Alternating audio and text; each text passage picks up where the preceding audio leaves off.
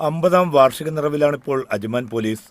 ജനതയുടെ സുരക്ഷയിൽ നിസ്തുല സേവനമർപ്പിച്ച പോലീസ് ഉദ്യോഗസ്ഥർക്ക് ആദരമർപ്പിച്ചുകൊണ്ടായിരുന്നു 50-ാം വാർഷികാഘോഷ പരിപാടികൾ നടന്നത്.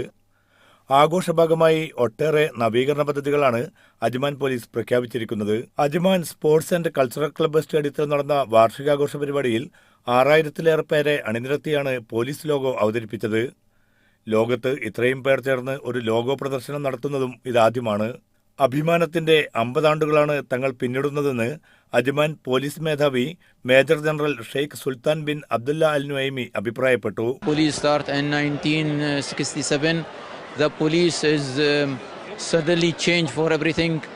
Now we have the new buildings, the new vehicles, we have the system, the programs, we give the facility and everything for everybody. ചടങ്ങിൽ Indian കമ്പനികളുടെയും വിദ്യാർത്ഥികളുടെയും പങ്കാളിത്തം മികച്ചു നിന്നു. ആസാ ഗ്രൂപ്പ് കമ്പനിയിൽ നിന്ന് മാത്രം 1800ഓളം പേരാണ് അണിനിരന്നത്. ലോക റെക്കോർഡ് കുറിച്ച ആഘോഷ പരിപാടികളിൽ ഭാഗമാകാൻ സാധിച്ചതിൽ ഏറെ സംതൃപ്തിയുണ്ടെന്ന് ആസാ ഗ്രൂപ്പ് മേധാവി CP സാലി അറിയിച്ചു.